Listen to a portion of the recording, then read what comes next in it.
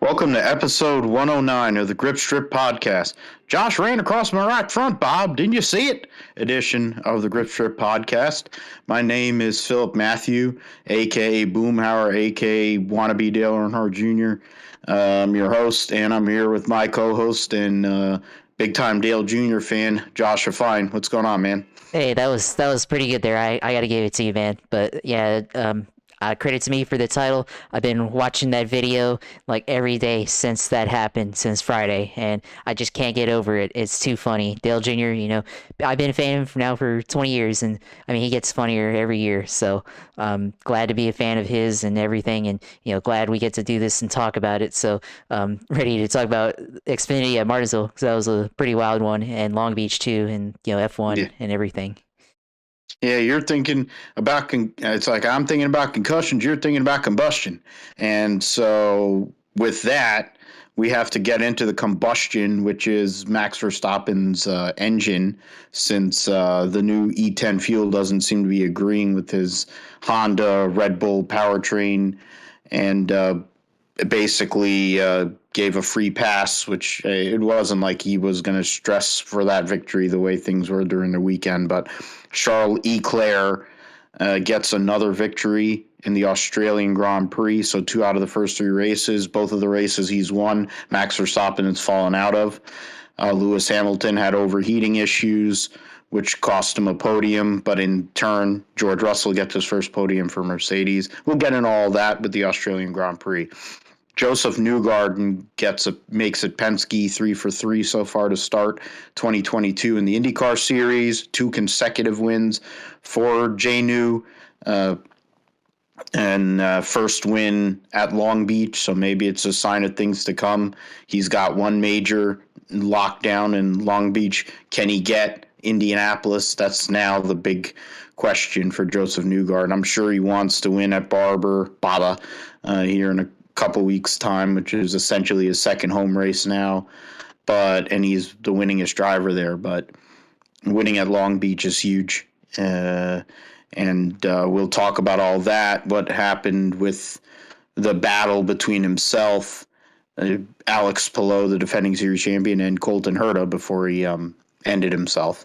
And speaking of ending yourselves or falling asleep, which I did during this race, the NASCAR race at Martinsville, the Cup Series race, was pretty awful. There was 0 on-track passes for the lead in a 400-lap race, and the temperatures were so fucking cold, the Badger tires couldn't even lay rubber.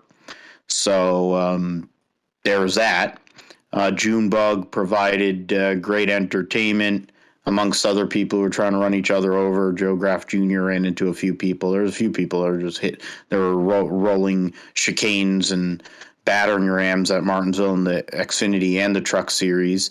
Ty Gibbs was a little bitch and didn't take his helmet off and started punching Sam Mayer. Sam Mayer looked a little worse for wear. No pun, not trying to rhyme there, but I mean, he was Keebler connecting Gibbs. on them though, on them hits. Oh yeah, no, that's so. I guess Grandpa's paying for him to take boxing lessons because he's gonna end up getting his ass kicked in the Cup Series at the rate he's going. Oh yeah, I mean, we had UFC on Saturday night, which I had that on instead of the Cup race. I'll be honest, and I mean, I was following Cup race on Twitter and seeing on YouTube TV while I had on my big TV on ESPN Plus the UFC fight, UFC 273 in Jacksonville, and yeah, it was a lot more entertaining than the Cup race for sure. But for Ty Gibbs, definitely he could be someone who could have fought in that fight. Probably could have been one of the lower tiered matchups at least. Yeah, and considering the Xfinity purses, it wouldn't be that far off. He doesn't win a race, so he throws a bitch fit. So he fits right in to Grandpa's team. We'll get into that. We'll get into the Truck Series event, which William Byron got 2 out of 3 wins this weekend. It might be his breakout campaign here in the Cup Series, but also in general. He still has a personality of driftwood. He's sponsored by, he has the ugliest paint scheme, one of the ugliest paint schemes I've ever seen in my life on his car. Well, that's even with when Liberty University's on the car, let alone when whatever that garbage was that's on his car last week. We'll get in all three NASCAR races. Of course, MotoGP, Moto2 at Coda. Bastianini gets a win in MotoGP, second win of the year, retakes the points lead. IMSA at Long Beach, which was interesting for sure. Chip Ganassi Racing with the Cadillac program gets their first or second win, with the first win for the 0-1, which I think I predicted here on the show last week. I'm not I was listening to the show. I I think sat you here. were. Yeah, I think you did predict that. Yeah, we did Yeah. that, and yeah, I remember you saying that. So credit to you there for getting that prediction right. I mean, it ain't as good as the algorithm picking frickin' Tate Fogelman, but yeah, we have to hit once in a while. So I'm not. I know that your algorithm's way better, man, but at least once in a while I have to hit one, and I got one with Seb and Renger and 0-1 car. We got supercars at Albert Park, World Superbikes at Aragon, Formula E at Rome, and then Moto America had their opener this past weekend. Danilo Petrucci coming from MotoGP, riding for Ducati, the New York-based Ducati effort, goes and gets a double at Coda in the first race of the Moto America Superbike season.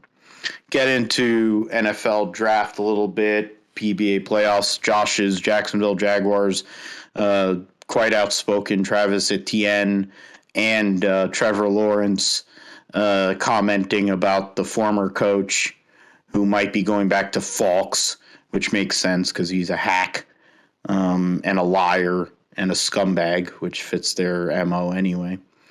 And speaking of that, Durwood's coming back to announce this weekend, so that's going to be insufferable. We'll get into the PBA playoffs a little bit, probably. Belmo got eliminated, and the Masters tournament, where Scotty Scheffler four-putted the last and still won by 3. He was playing a different golf course than everybody else, I think. The way he played this past weekend at Augusta, fourth win in 2 months. He is on a heater for sure. And, early lock in for the player of the year with 4 wins and a major, and it's not even the middle of April. He's got a lot going on there. President's Cup, likely amongst other things, but of course you're the Masters champion. That's the biggest one to win. So big ups to him there. Josh will talk about iRacing and the sim segment before we close the show. So let's go with the Australian Grand Prix first, Josh. I mean, in the end, you're watching UFC, so that kind of ran into the Formula One, I would assume. But Yeah, even with that, yeah. So it would make it easier for you to be able to go and watch it. I know I couldn't, or I didn't, because I either fell asleep or tired because of all the fatigue of the shitty job that I'm currently in. I'm about to get out of it. Tomorrow basically is my last day. So before I start a new job, but then I'm the asshole that doesn't go and give myself time off in between jobs. I just insist on going back and continuing to torture myself. But that's beside the point. We'll get into the results here of the Australian Grand Prix. It was a processional race. Even with all the changes, they had 4 DRS zones and they turned it to 3. It's a processional race as usual. Charles Leclerc started on pole, got the Grand Slam. Only 2 safety cars took place. There was Carlos Sainz retired and spun off after starting 9th. He had a rough qualifying spun off and fell out of the race. And then Sebastian Vettel's nightmare debut, 2022 debut, ended with him in the wall. Those were the two safety cars. Leclerc led every lap, of course, won by over 20 seconds on Sergio Perez. And Sergio Perez had a 5-second gap between himself and George Russell, who gets his first podium for Mercedes, as we mentioned earlier. Lewis Hamilton had overheating issues but finished fourth. So the Mercedes team gets a 3-4 finish, basically the best they were saying that they could have gotten. The gap between themselves and Red Bull's kind of closing a little bit, but they're still the third best team. But there's a huge gap between them and everyone else now, it seems like. They had 20, nearly 30 seconds on the McLarens, which saw Lando Norris and Daniel Ricciardo finish 5th and 6th, Esteban Ocon 7th, Valtteri Bottas 8th, Pierre Gasly 9th, and Alexander Albon, who ran 57 laps on a set of tires, pulled the old Jeff Burton, Frankie Stoddard move and pitted like 2 laps to go or whatever the hell, puts a set of softs on and sneaks that last point for Williams on a weekend where Nicholas Latifi looked completely lost along with his Canadian counterpart, Lance Stroll.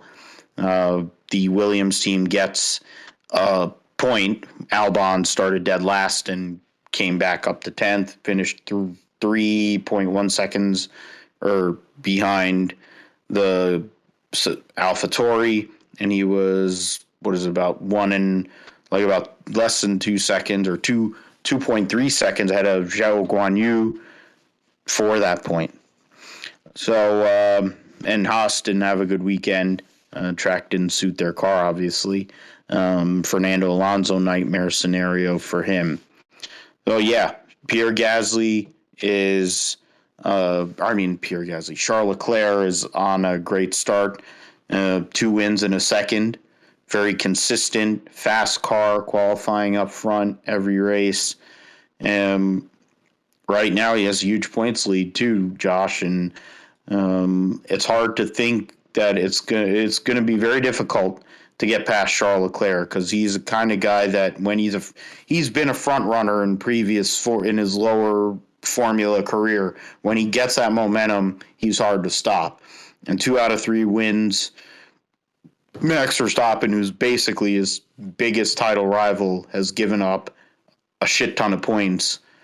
It's going to be very difficult for Verstappen, even with the amount of races that they have in this calendar, along with the notion of the engine penalties that are going to be coming for Verstappen, to see how he's going to be able to overcome this deficit because of how good Charles Leclerc has been so far in 2022. Yeah, I mean, I think for Charles Leclerc, I mean, he's already got an excellent start to the season. I mean, 2 out of 3 wins ain't bad so far to start the year. And even that one that wasn't a win, that was the second place, like you said. So extremely consistent to the start of the year, and already probably a early title favorite. And I mean, if he keeps this up and continues to win or get podiums, I mean, yeah, I definitely can see him being the title favorite already. And that only takes like a couple more races. If you have 3 more races of doing that, so we have Italian, or we have all these Grand Prix coming up. Imola. Yeah, Imola. Yeah, I was seeing the Italian flag, thinking Italian Grand Prix, and it's not. The Italian Grand Prix, Miami, and then Grand Prix of Monaco next after that, or Spain. And then Monaco. Okay, yeah. My apologies for that, but so you got 3 races coming up that he could easily get podiums or win, and definitely extend his points lead far out. George Russell's already 34 points behind, and He's only got one podium so far to start the year. Carlos Sainz in third place, second to Ferrari, but the second Ferrari there, and then didn't finish in Australia. So yeah, it's already looking like early on that Charles Leclerc is going to be the favorite. And then you look at Max Verstappen, he's been up front, so I mean it's not like he's not running up front, because that'd be a totally different story, right? But he's not finishing races right now. So clearly, it looks like there's a reliability issue in Red Bull, at least for Verstappen. But it's not looking good to start the year for Max Verstappen. He's very very hot and cold to start the year. I would have to say. You look at how it's coming along for him. He had problems to start the year, then he won the next race, and now in Australia he's had an issue with the engine again. So a very hot and cold start to the year for him. So they've got to work on those issues for Red Bull if they want to get Max Verstappen, back into championship contention. He's supposed to defend his title from last year and show that he can grow, I guess, in his form. And has not really had an opportunity to do that so far. So he's got to be able to get those issues fixed for him to be able to contend for the championship there. And I mean, I think, for him to get back into the championship, he's going to have to start, winning a lot of races. He's probably going to have to go, on like a heater, like you've been saying, like you have to win, like all the, 3 races in a row or something like that, or go on a similar tear like Charles Leclerc is going on right now. So in order to get back, and then hope for a little bit of, I guess, misfortune from Charles Leclerc to help close that gap. So there's a lot of work to do for Red Bull. They've got their work cut out for them to be able to get back into this championship. And if they have 1 or 2 more bad races, that may be the year for them in terms of competing for the championship. And there might be slim hopes too in terms of competing for the constructors championship as a team with all the bad finishes they're getting to start the year. So looking like Ferrari's the strongest coming out of the year so far this year, coming out to start the year. And people that we thought would be better aren't, or not, or people that we thought would be competing for this title aren't competing. And it looks like as Mercedes, the other team, that's the big team in this fight. They're so far they're kind of also Rans, but they're still hanging in there, so can't count them out quite yet. That's the one thing that we have to really see. Well, the Mercedes power unit is not there. We can say that it's not been as good. Nowhere near as good as either, definitely the Ferrari. The Red Bull powertrain Honda can compete, but the problem is each one of their drivers have had a DNF because of the engine or fuel pump or fuel flow issues. They'll blame, per Red Bull, they'll always blame anything but themselves for their problems. But the E10 fuel is causing Mercedes problems, and they're not braking. They may not be fast, but they're not braking. The Ferraris have responded the best to this, whether it's because for Ferrari itself, the Shell has provided them a good product, or for some of their customer teams, whoever their fuel suppliers are, they're able to mate the engine to that, or maybe they're all using that same fuel. I'm not exactly certain on that, but fact of the matter is Red Bull powertrains, they got a problem. Even though, you got 2 out of 4 guys in the points this past race. Second place for Sergio Perez, and then a 9th for Gasly isn't horrendous, but it's not amazing. I mean, Gasly right now is 12th in points, and Yuki Tsunoda is right there with them. They only have 10 points so far this year, which isn't promising. They're in 8th in the constructors. But the fact is their battle between Alfa Romeo, Haas, and them is very close. Alpine and McLaren are in their own battle, and then it looks like Mercedes and Red Bull are in their own specific battle. Mercedes has a 10-point lead on Red Bull in the constructors right now. Even without Carlos Sainz, Ferrari was able to maximize their situation. They're 39 points up on Mercedes in the Constructors' Championship, and they're nearly 50 points,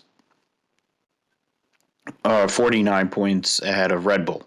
So there is that. I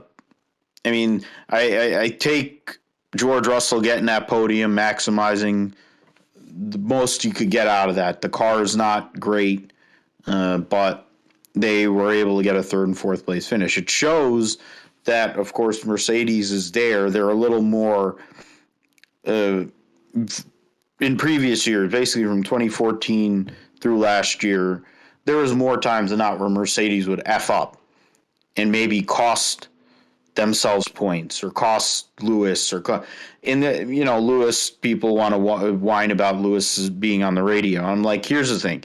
If you put every person's radio on, I'm pretty sure they all sound the same. It's just the fact that Lewis is a 7-time world champion and he's won over 100 races and he's a black guy and people don't like any of that.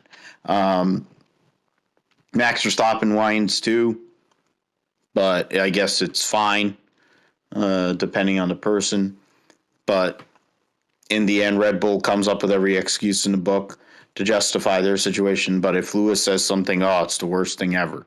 Their car is dog crap relative to the top two cars, but they're in this somehow. The points situation is not completely atrocious for Lewis. He's only 9 points out of second. He's ahead of Max, but of course he's finished every race versus Max only finishing one. And so, his average finish, Lewis's average finish is better than the two guys that are ahead of him right now, the two immediate people ahead of him. But it's going to be interesting to see. Next race at Imola will be more similar processional deal. I think we'll get into it in next episode 110, but there's not a whole lot of passing zones there either. So qualifying will be a premium there as well, and top end speed. Will Mercedes have upgrades? Some of these teams, I guess all these teams will have time to have upgrades. We'll finally see the first upgrades of the year here at Imola coming up for the Parmigiano Reggiano Grand Prix next week. Let's see. We'll go from Formula One to the IndyCars, the Acura Grand Prix of Long Beach, which was won by Josef Newgarden, and was a strong run by him. It started with Colton Herta running off from pole and leading the first 28 laps, but Alex Palou undercut both Herta and Newgarden and came out in the lead. Great pit stops by the Ganassi crew, helping the defending series champion. He was up there. Colton Herta ended up crashing, and then it became a battle between Palou and Newgarden. Newgarden undercut Palou and ran off basically to the victory, though it wasn't that easy. Romain Grosjean gets his best career finish in second, his first podium for the Andretti Autosport team in the DHL car. And then Palou gets a third place finish, continuing his very solid start to the 2022 season. Will Power Pato Award gets his first top five. Scott Dixon used Strat to get himself from 16th to 6th. Greem Rehal finished 7th. Alexander Rossi had a good car, but it didn't really work out for him. Pit stops and everything strategy kind of went against him. He finished 8th. Elio Castro-Neves, 9th, former winner of this race. way back when, and rookie Kyle Kirkwood gets his first career top 10 finish in the AJ Foyt Rocket 14 car. So good deal for him. And he was doing a good job surfing too when he wasn't on the racetrack. Scott McLaughlin, who came into the race as a points leader, finished 14th and lost the points lead to Newgarden. You had Kellett crashed 5 laps into the race. DeFrancesco doing his usual thing. He crashed. Ilott was also out because of an accident at the same time as Colton Herta, or he was involved in the Colton Herta incident. I think that's what it was. It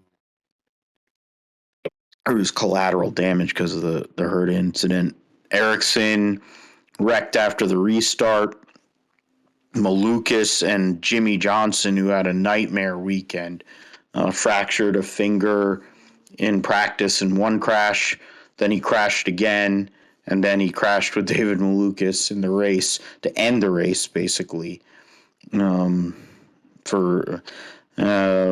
was, and then of course Sato was the one that ended the race when he went and wrecked in turn 7 to go and basically end the deal.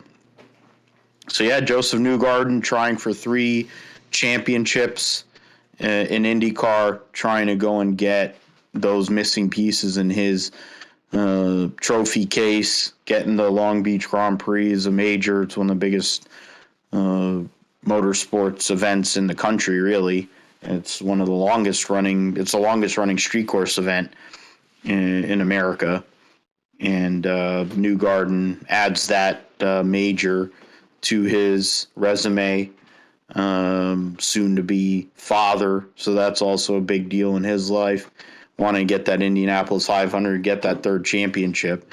I think it's interesting that he goes and wins Long Beach the same weekend that Rick Mears gets inducted into the road racing, road racing drivers, something or another, the Bobby Rahal deal, because people forget that Rick Mears is really damn good road racer too. I mean, the point is Rick Mears is just one of the greatest race car drivers ever. It's not just the fact that he dominated Indianapolis. The guy could win anywhere. So his protege, in a sense, the second coming of him, and Josef Newgarden, is following in his footsteps, and he just needs to win Indy. And basically, I think he'd be set for life at Penske Racing. I mean, I'm pretty sure he's not going to be fired by Penske anytime soon anyway, but that's the only thing that's missing from his resume, Josh, right now. I mean, I think his Penske has things going their way. Cars are in good shape. Drivers are running well. The power plant is there. They've got good power. But for Newgarden, 2 wins in a row, momentum's on his side. Yeah, momentum definitely on his side. Josef Newgarden had an excellent start to the year so far. I mean, he now got 2 in a row for the first time since his championship year in 2017. So things are looking good for him throughout the year. But I mean, this was a pretty tough one to go out and win, because at first, he had to go out and outdrive Colton Herta, which he was battling for the lead to start out the race, overtook him on the pit stop, and then they both got overtaken by Alex Palou during that same set of pit stops.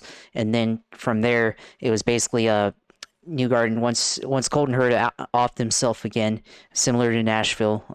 So we'll talk about that in a minute. But Newgarden was able to get back into the lead, and then from there was just holding off the rest of the field.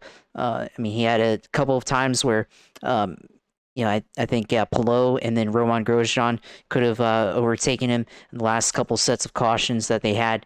But it was at the end of the day, he was able to basically use as much push to pass as he needed to defend his position. He was able to outdrive Romain Grosjean to end the race. So he really had to earn this victory in the Long Beach Grand Prix, and certainly he's beginning to show.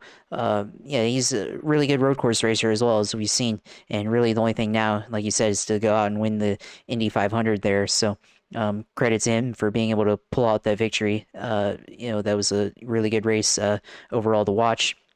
I think, like I said, for Colton Herta, the big question for him is he going to be able to finish these races? And then also, I would also ask does this affect his Formula One prospects? Because we know he has the talent. We know he's able to do it. But, at the same time, we saw this last year at Nashville. Got too much out of the car, or not too much, but, he overdrove the car and then hit the wall and took himself out of the race. And then, this race, kind of the same deal. He hit the wall, and then that was it for him. And I mean, I thought they would have thrown the caution. I mean, he hit it pretty hard, but then they didn't, which is interesting, even with all that debris and everything. But same result again. Basically, a car that he probably could have won the race with, and then I won't say throw away, but he definitely made a mistake, and had issues breaking into that corner, and took got loose, or oversteer, and or actually I think probably more of an understeer situation really, and hit the wall, and that was it for him. So I think that's going to be a big question, is can they learn to finish races, and takes himself out of the opportunity to win, or the race, and then also lose points in terms of the championship. So for Colton Herta, that's something that they've really got to look inward and figure out how to get better at and finishing races. And so, I mean, Nashville all over again at Long Beach for Herta there. And then, the rest of the field, Romain Grosjean, I mean, didn't have a great start to the weekend, but then ended up getting on the red tires late. And I mean, I think that was the right move for him. I mean, he was able to make up a lot of positions there. Really able to pass, and I thought maybe he would have passed Newgarden after the second to last caution, where they had a restart. I thought maybe that he would have had a chance to overtake him, and he had to, because the reds don't last as long as the black tires in terms of grip. So there's limited opportunity, but still able to make the most of it, get his first podium of the year. So good finish, but probably inching closer to that first win for Romain Grosjean. And then Alex Palou, like when you said earlier, had a chance to win the race as well, but he I think he just fell behind Newgarden. I think Newgarden just had the better car overall, and I think Alex Palou in this race was probably hoping for more strategy and probably a little bit less cautions that would have went out in his favor to be able to win this race there. So yeah, really excellent race overall. I think. I mean, the first part of the race was maybe not a whole lot that took place. Right, it was mostly processional, but then as the race went on, we had some funky yellows there. I think the race really probably changed when Colton Herta hit the wall. I think that opened things up for the rest of the field, and then we had the accident with Simon Pagenaud, where he was in the flowers, which is pretty interesting. A really interesting sight there. Sato. Yeah, got satoed there into the grass, into the garden there, which yeah, definitely a really interesting sight. I mean, he didn't really even land there in the first place. He was kind of on the curbs, and then he drove onto the garden, thinking he could spin it around and turn around and get going. But that didn't happen over in the fountain there. But yeah, really good race. Good pass early in the race with Alex Rossi going over Felix Rosenqvist. They had a little bit of contact going into the first turn, but the late lunge, late dive bomb by Alexander Rossi, great overtaking there. That was a highlight I particularly liked from that race, and shows how hard it is to pass in these cars. But when you can do it, it's really entertaining and really fun to watch there. And then I think the one guy that I'll talk about, because I talked about him previewing the race, is Jimmy Johnson. Jimmy Johnson with the injury that he had, potentially could affect his next couple of races. Particularly the Indy 500, and I mean he's able to get surgery and everything after this weekend, but still. It's kind of a thing you have to learn with these cars. You have to be able to take your hands off the steering wheel before hitting the wall because one of these things, they're pretty tough in general with no power steering, but when they snap, they can snap pretty hard. So that's a learning experience for him. But then also having basically a surgically repaired hand, driving with a cast or a splint, it's a tough deal. I mean, he was still able to get it done until he crashed in the actual race and crashed again in the second practice. But still something to look out for is how is it going to affect his driving ability, especially when it comes to Indianapolis on the oval, where you're turning 4 times. I mean, it's not as intense as this track or Barber, but still, I mean, the amount of forces and the amount of concentration you need to have to be able to withstand all that turning and everything. It's something that you can't afford to really be injured with. So I think Jimmy, hopefully he can heal up in time to be pain free or mostly pain free for the Indianapolis 500, and we can see what he does there. So the season taking a bit of a bump for Jimmy, so hopefully he can get it back under control here in the next couple of races. Hopefully, yeah, he'll be all right. I think he's been angling towards Indianapolis and being able to get that extra practice that comes with running at Indianapolis. So, running Baba is going to be a little bit of an issue, I think, Indy road course. But, yeah, for Jimmy, he had been making progress here early in this season through the first couple of races, had that great run at Texas. So hopefully things will be all right for him. I was looking at the points right now in regards to the Indy cars, and Penske has 3 of the top 4 in points. Of course, McLaughlin's won the first race and been on the podium first and second the first 2. Newgarden's won 2 races. But then Alex Palou is an average of 4, a finishing position of 4th. Will Power is the only one that's ahead of him, just barely. And they're basically tied in points. McLaughlin's 5 points back of Newgarden, Palou's 15, and Will Power 16. Scott Dixon has finished all the races. Average of 6.3, which is around what Newgarden's doing right now. The difference is you don't have the wins. But he's in this, 35 points. Romain Grosjean, Romain Grosjean, 43 points behind. Colton Herta, Josh was talking about in regards to his finishing. Right now he is 59 points. He has 59 points, and he's 59 points behind Josef Newgarden. And that's after 3 races. And you consider, unlike Formula One, there aren't as many races in the IndyCar calendar. And you also add the notion, of Indianapolis with double points. It's a place where maximizing Indianapolis now, if you don't maximize Indianapolis for Colton Herta, it could become a problem in regards to this championship. I do agree with Josh in regards to the whole Nashville similarities to this race, because he was trying to push to go and possibly go and give himself a chance with pit stops, undercutting to get back in the lead. But in turn, he made that mistake. In the Formula One, going and thinking about Formula One, it's more about will Liberty Media and Formula, whatever, FIA, whoever's deciding on new teams, get back to Michael Andretti and take his bid seriously and give him a shot. Because if they do, then Colton Herta is going to be there. That's no problem. If they don't, then Colton Herta is going to be driving the Gamebridge 26 car for the foreseeable future. And, they'll have Grosjean there, and then who knows who else will be there on the rest of the team. But it's something that you can say he's pushing. He's very aggressive. When it all comes together, Colton Herta usually destroys in races and he dominates.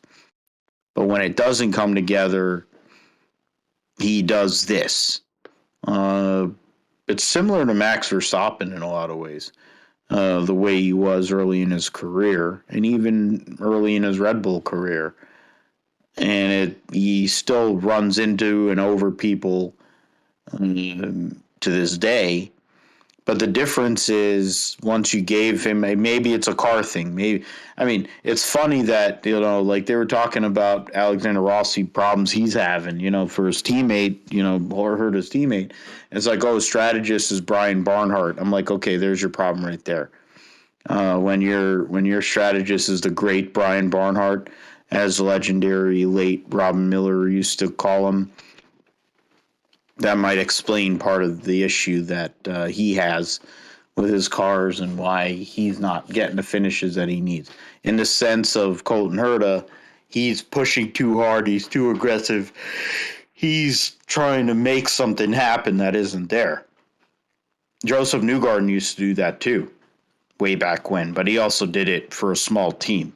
He wasn't in one of the three big teams. He was doing it for Sarah Fisher, and then Sarah Fisher Hartman, then Sarah Fisher, Ed Carpenter, whatever the hell they called it, Sarah Fisher Carpenter Racing or whatever the hell they called it. Was it called like CFM Racing? Carpenter? Yeah, Fisher? Carpenter, Fisher, Hartman. Yes, Yep. yeah. So CFH, yeah. So he had his growing pains. He crashed. He made all these mistakes, but he did it in low stakes. And he was a grinder, and then he got the call. And since he got the call, he's been one of the best drivers in this sport. But the point is, he was that guy. He was one of those guys. He was in Europe. To be honest, if Formula One wasn't so biased, he could have been in Formula One.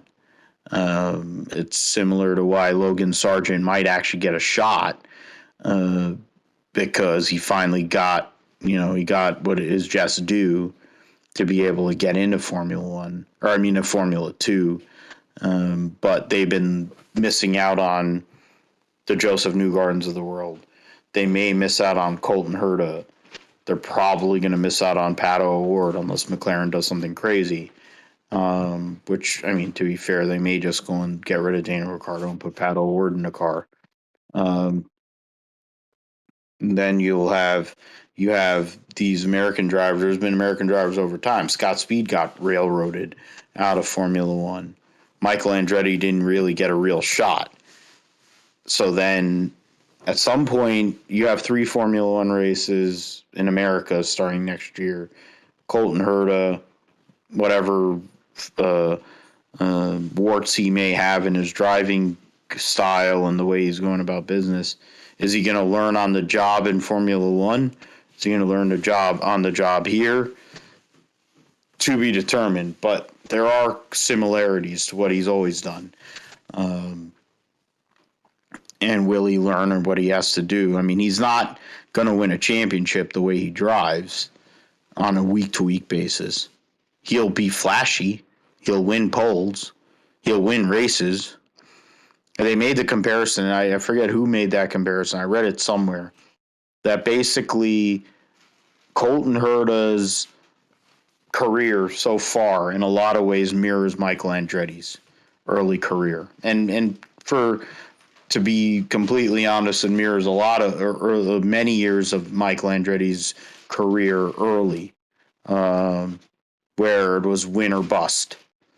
And it's cool if you win and you win a lot, but if your bottom, your floor is you're going to finish 25th with the way the points are, it's not going to do it.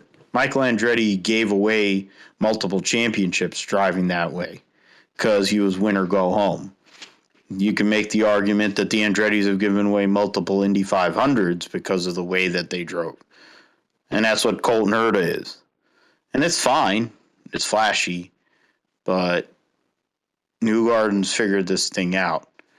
He watched Scott Dixon, and I think he really looked at what Scott Dixon would do. He also has Rick Mears there, and he's like, all right, dude's a freaking legend too. I'll go and look at what he did. He was uber consistent. He'd win his races. He'd win 3 races or 2 races or 4, whatever. And then he'd point you to death. It's how Earnhardt won 7 championships. It's how Richard Petty won 7 championships. I mean, it's how Jimmy won 7 championships too. Yeah, and he won it with, I think, 3 different systems. Yeah. I mean, Tony won 3, and he won 3 different systems too. There's something to be said about driving that way. It's fine to be the flashy guy and have all the, but the reality is, who are we going to talk about? The person that won a couple of races and then fell out of a bunch of them? Or are we going to talk about the champion? We're talking about the champion. That's what Josef Newgarden has been.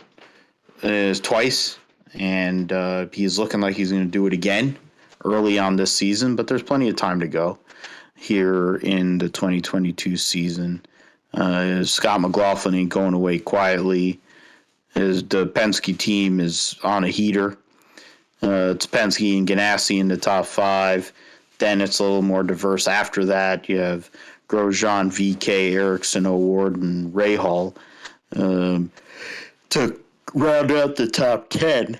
So, I mean, what is it? Jimmy Johnson, even with his brutal Long Beach, is only a point behind Helio Castro-Neves and 4 behind Simon Pagenaud, who is in 12th. Can't really complain about that. Kirkwood getting that top 10 finish gets him within reason. He's 20th in points. And trying to see. Devlin DeFrancesco is tied for 26th in points with Tatiana Calderon, who's run 2 races. And Devlin DeFrancesco's run 3. So there you go. Must be nice to have that much money. Still be a tool. The IndyCars will be back at Baba here next week, so we'll talk about that on the GSP at that point. Going to the Cup Series event at Martinsville on Saturday night. There was it's a Food City Dirt right there. The Blue Emu Maximum Pain Relief 400. It definitely was painful.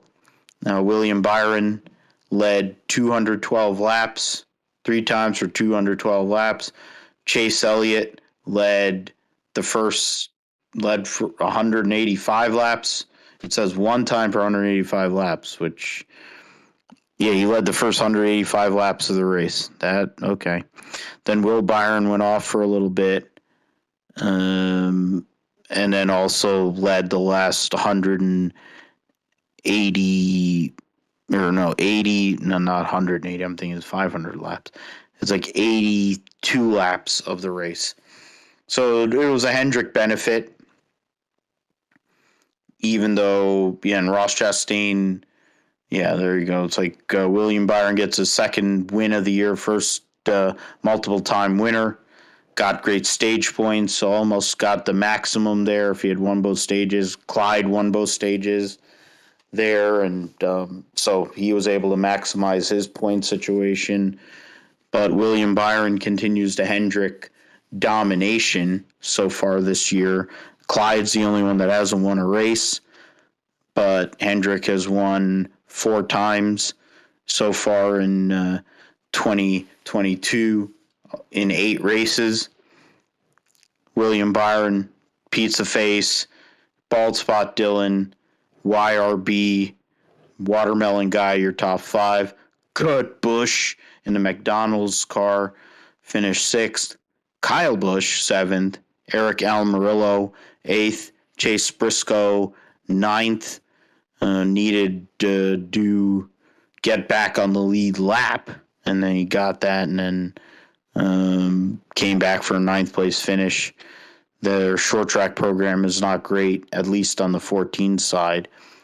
The 10 car looks good. but they didn't really get the finish I think they wanted. And then Clyde finished 10th. Cindric gets a good run, finishes 11th. Bowman 12th. You talk about some of these other people. Bubba only finished 16th. Qualifying didn't go his way. Brad Keselowski, the penalty was upheld, so he's outside of the top 30 in points right now, which is pretty sad. Larson, of course, didn't do anything at Martinsville. Denny Hamlin, after winning at Richmond, finishes 28th. Last car on the lead lap. So that's pretty depressing if you're a Hamlin person. And Martin Truex ended up finishing 22nd. Or no, not last car on the lead lap, 28th. They finished 3 laps down, my fault. Martin Truex finished 2 laps down in 22nd. The last car on the lead lap was Kyle Larson in 19th. So, yeah, Will Byron gets a second win of 2022. Early momentum for him in regards to the playoffs. Hendrick has continued to show their strengths in regards to this new car. And Will Byron is only 12 points out of the overall points lead, too, which Clyde holds by 3 over Ryan Blaney. So right now it's Hendrick, 3 Hendrick cars in the top 6 in overall points. If you count Ross Chastain's Hendrick affiliated car with Trackhouse, they have 4 of the top 6. And then there's 2 Penske cars there. So, and it looks like the Chevys and Hendrick are doing what they usually do. And getting their wins. But for Will Byron and Rudy Fugle, they're getting that momentum. You got Atlanta, which is a super speedway type racetrack, which he had won before. His first win was at a super speedway anyway. And then Martinsville, which is going to be huge unless they do some crazy tire change.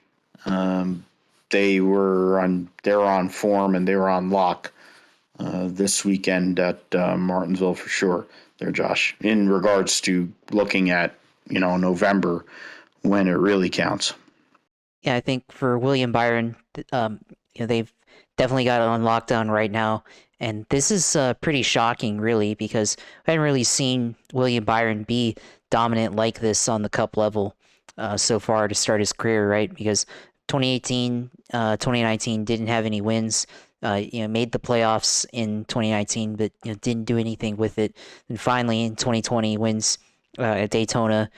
Last year in 2021, won at Homestead somehow, which was shocking. But then it was the 550s rule package Homestead, so it wasn't really all that impressive, especially with how that car raced at Homestead like that.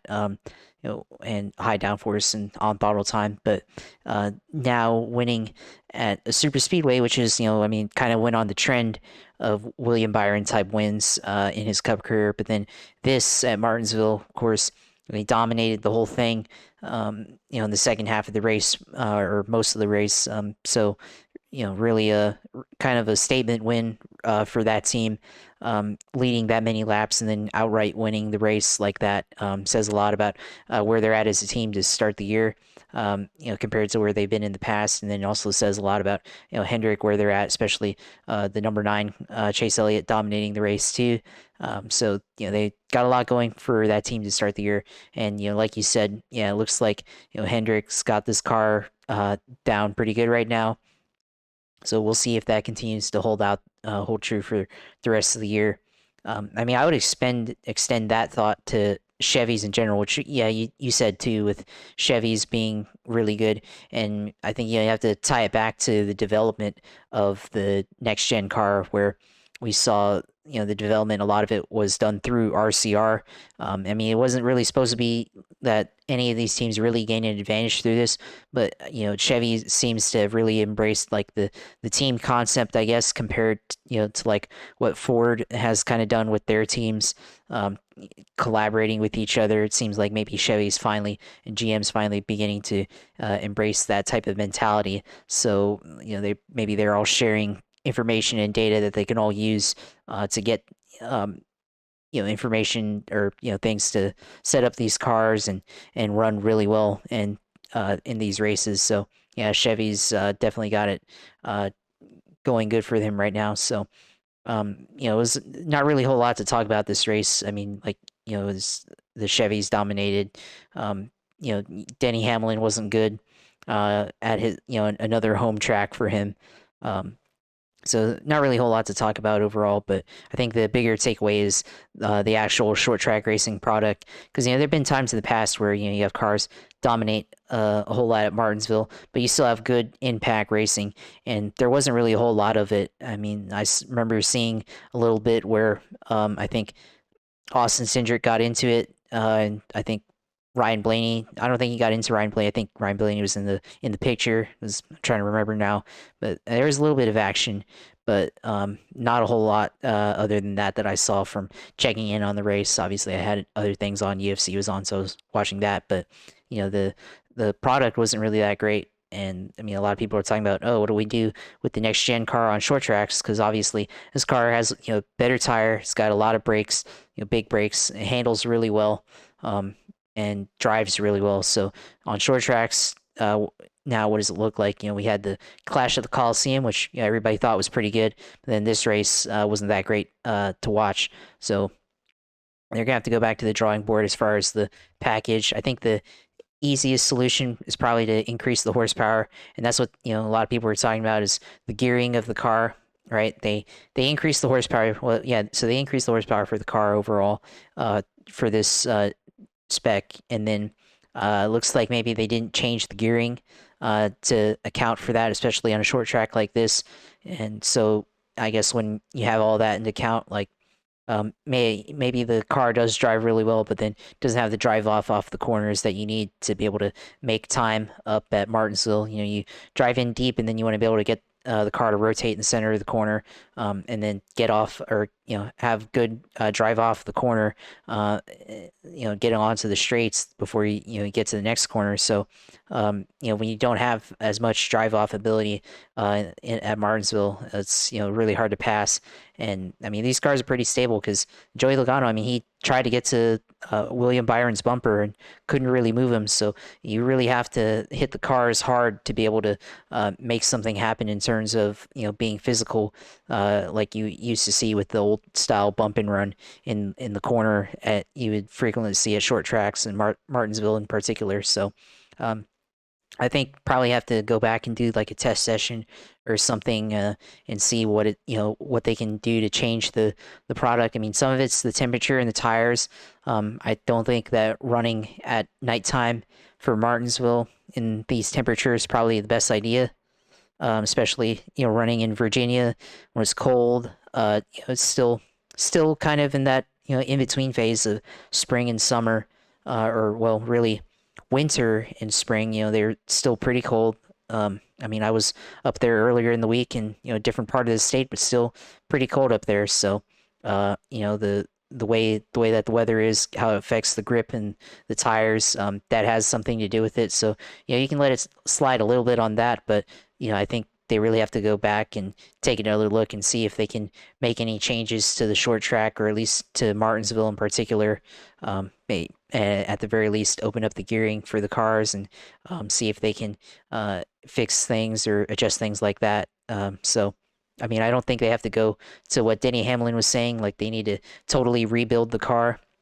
But certainly they do need to make some kind of adjustment to the formula for short tracks for the next gen car, because what we saw on Saturday night, or what people saw on Saturday night, was not really that great. And I mean, it reflected even in Jeff Gluck's unscientific great rate, or was a good race poll, which the yes or no question. I mean, I think it got one of the lowest ratings of all time, like 18% or something like that for a race. And at Martinsville, I think it was definitely the lowest of all Martinsville races he's polled since he started doing that poll way back when. So definitely they got to make a change here at Martinsville to make it work. And the thing is, that's a cutoff for the final four, and it's going to be in similar temperatures and conditions. So it is it's more, the reality is the last two races we've kind of got an idea of what we're going to see if they don't make any changes.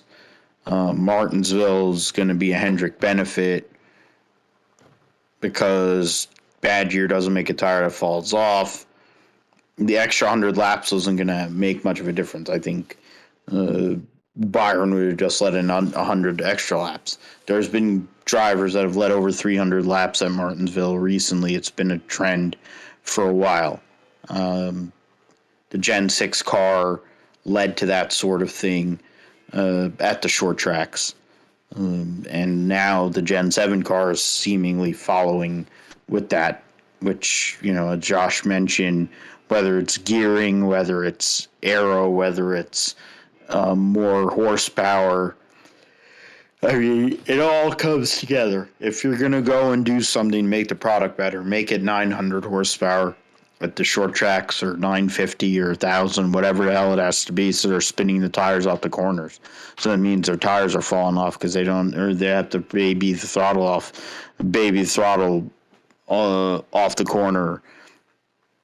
Make them so they're effing sideways. That's what it should be. At the end of the day, if you're on the hit of the throttle and it feels like a top fuel car, probably isn't that bad of a thing. It's probably going to make for better racing. Because if you make a mistake, then somebody can go and actually pass you. And Byron winning 2 races, good for him. It's very early in the season. There's still, 8. You're talking about 8 races into a 26 race regular season. They're most everybody that would be there in the playoff because they have so many cars. They have too many cars in the playoff and the Cup Series are there. Probably you would need something like Brad Keselowski in the top 30 in points and going and winning to really start screwing up the whole lineup in regards to who is doing what. But for Will Byron to get another win, big deal for them, getting momentum at tracks that they're going to run either in the summer or in the fall during the playoff. And he's getting close to the points lead as well, so maybe Will Byron can actually go and get those playoff points, which would in turn give himself a better situation. He's leading in playoff points. The playoff points are a reason why he's only 12 points behind. He'd be 24 points behind, still in third, if he didn't have those. So right now, Clyde, Blaney, Ross Chastain, and Kyle Busch are the league leaders in top 10s with 5. The league leader in top 5s is Chastain with 5. So he's running really, really well. Even if he finished 5th last week after starting 27th. So tells you how good his car and how he's feeling right now with Phil Surgeon at the helm. Going to the XFinity Series, Bruckshot Jones ended a 50-race winless streak to go and win the Call 811 Before You Dig 250 over Castle, Allmendinger, Austin Hill, Sam Mayer, Herbst, Truex, Keebler Gibbs, Ryan Sieg, Jeremy Clements. Jeremy Clements finished ahead of Junebug, which was referenced in our Open. But Bruckshot got the stage win. was able to go and get himself a lot of points relative to where he has been. The race ran 11 laps longer than scheduled instead of 3 or 4 like they did in the Cup Series. Bruckshot Jones winning was more to do with the fact that Ty Gibbs wanted to run over whoever was in front of him, and that didn't help his cause, even if he thought it did. Trying to remember who he was trying to go and door there in the race, but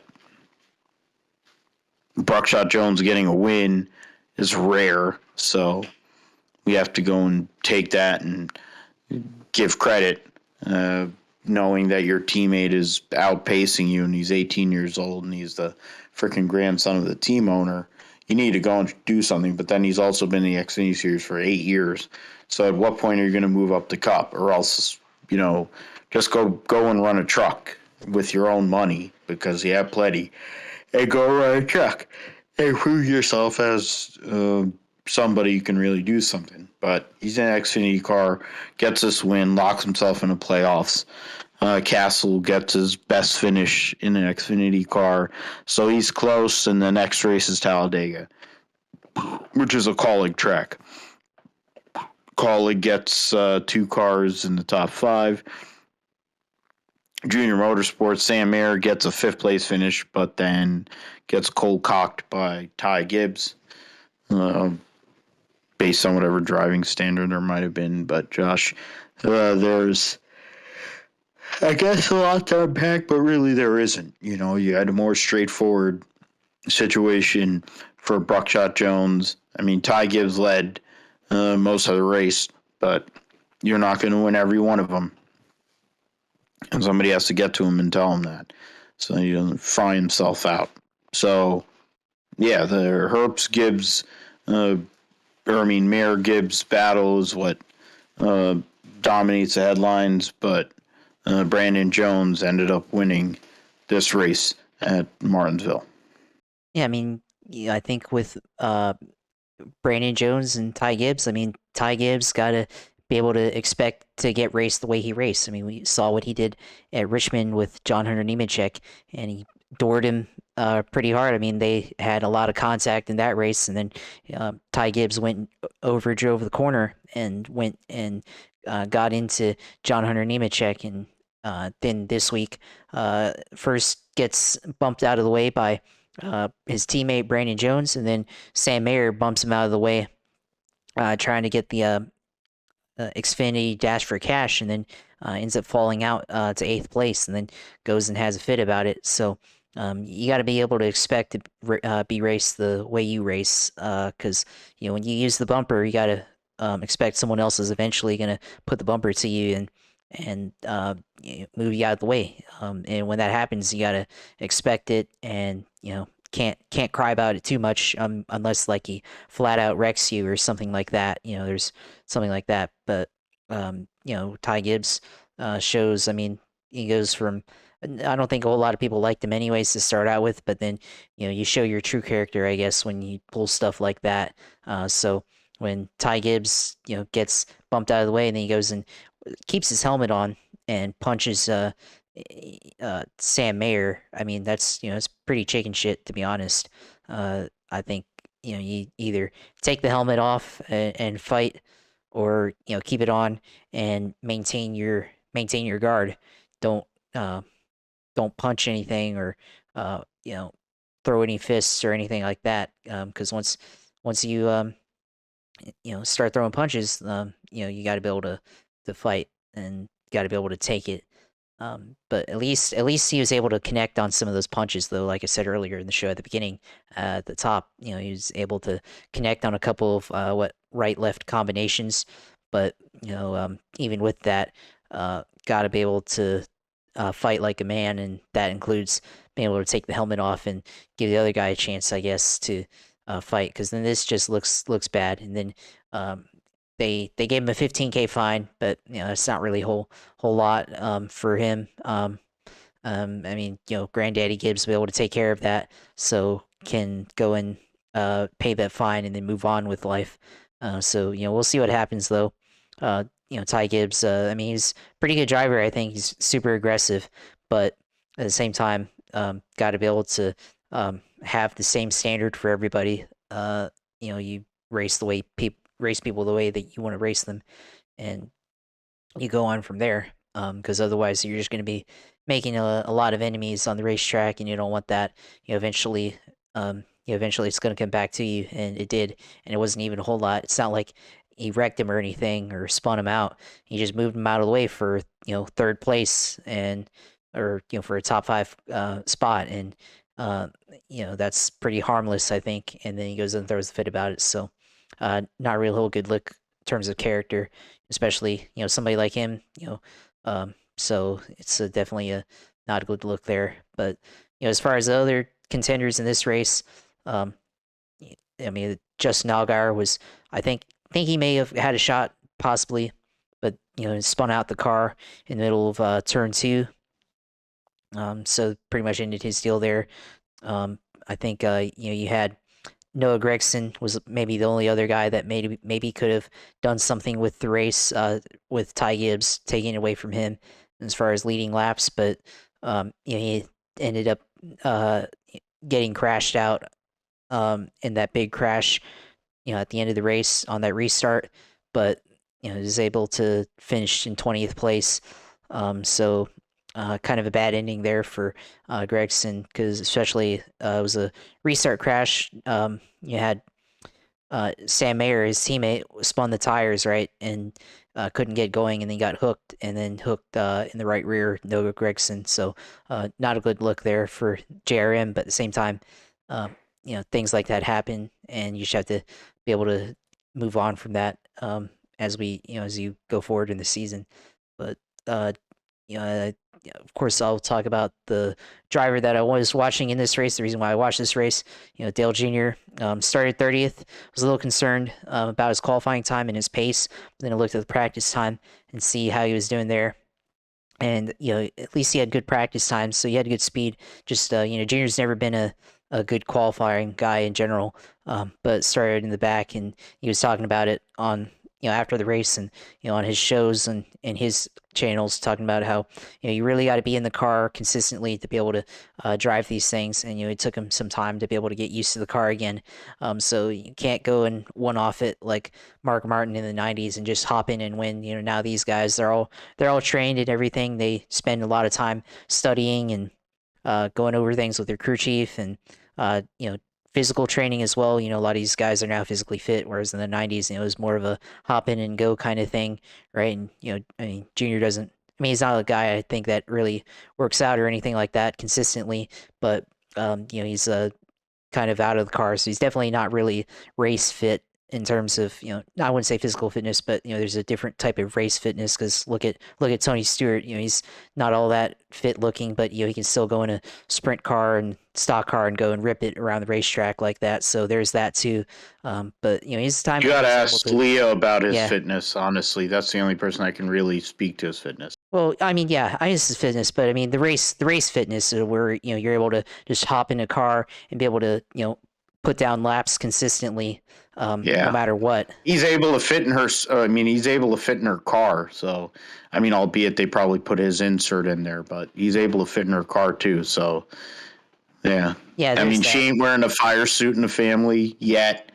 They haven't made a kid, but that's beside the point. Since of course Dale has 3 girls, he's the only dude 2 girls.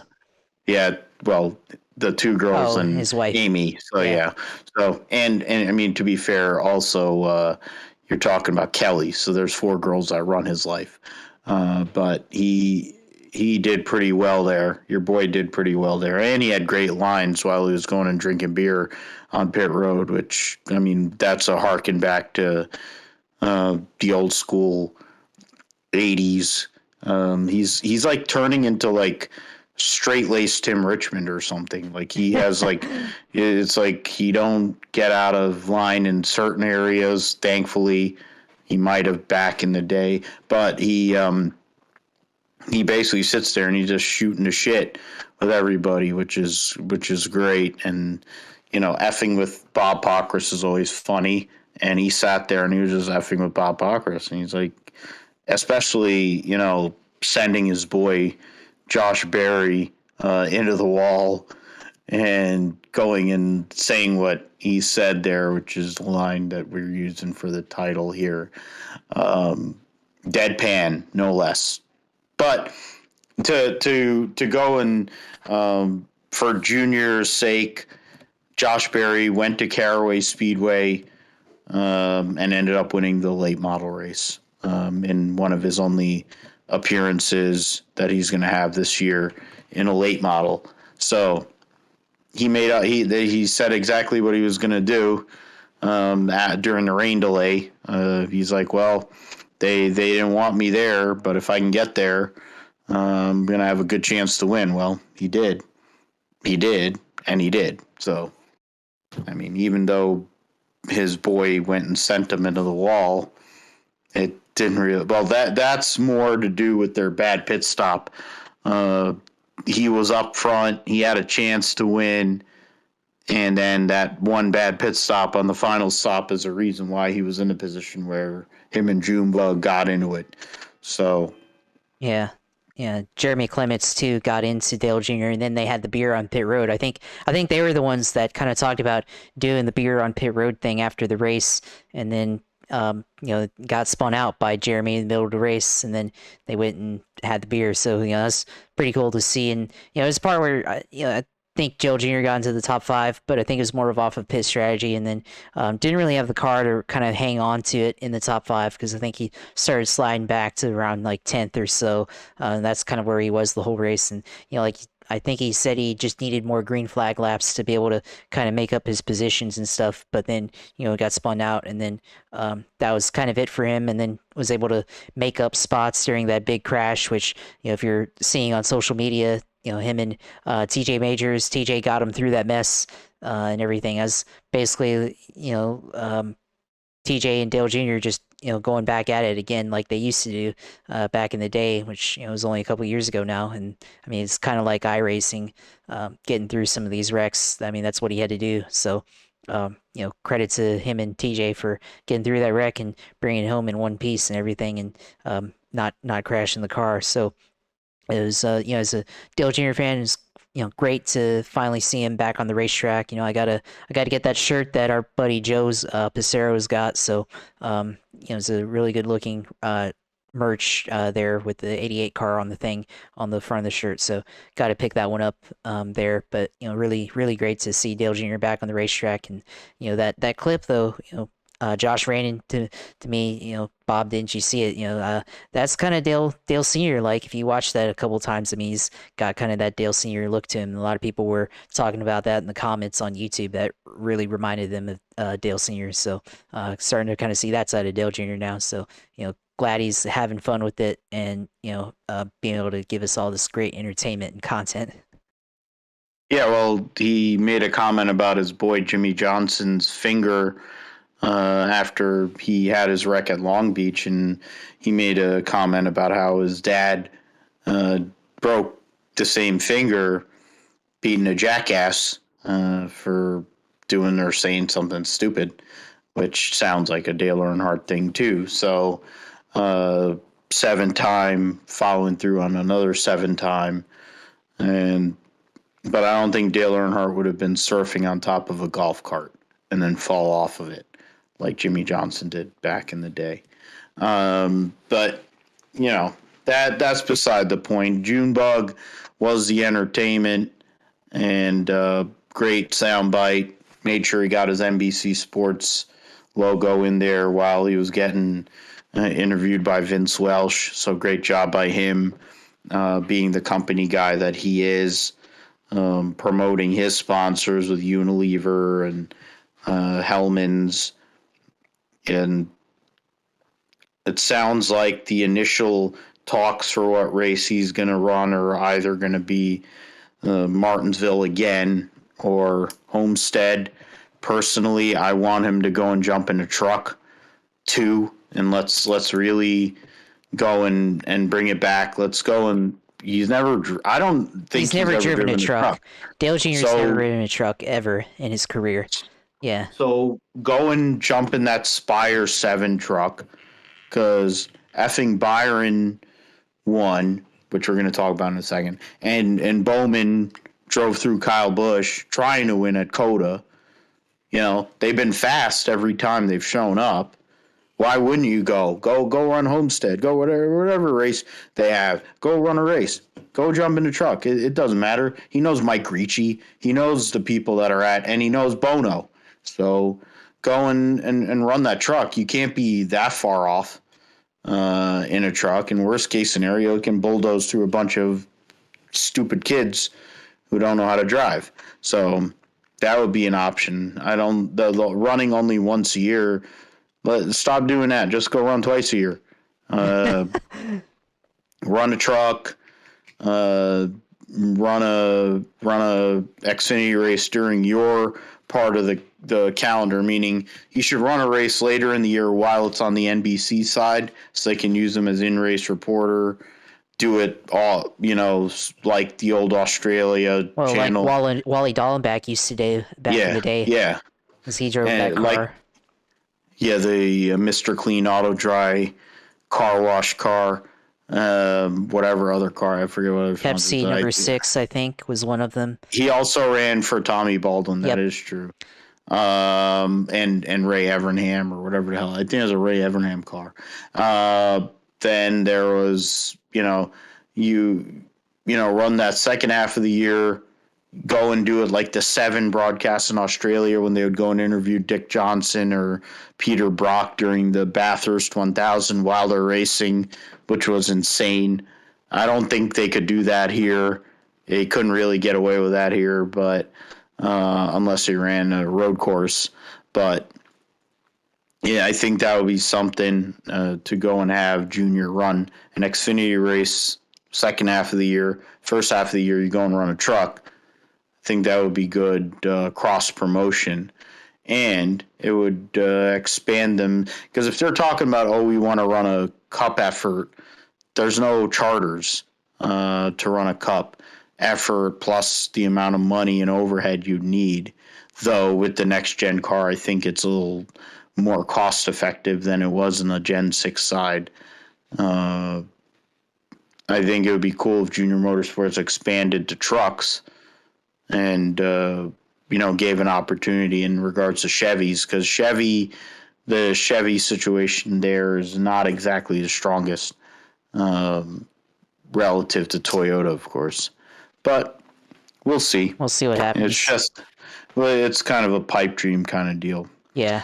But I mean, if Dale Jr. runs at Homestead, I will go. I will definitely go. It's easier for me to go to Homestead than it is for Martinsville, but I will definitely go. Yeah, Homestead's a racetrack I kind of want to go to because it's just a cool track. It's challenging. I have good vibes because of both Smoke and Brad Keselowski winning their championships there. Tony, of course, winning there 3 times in his career. 2 different configurations, of course, but winning 2 times in his career and locking up both of his championships, or 2 of his 3 championships locking up all of his championships at Homestead, actually. But winning in 2011, which was one of the greatest races ever. That's a track that Dale Jr., I know, a couple of years ago, he jumped in the Xfinity car and he got a top 10 finish there. That's a track that I think he could jump back in and he'd be able to contend. I know he talks about he needs time or you need to be in it every week.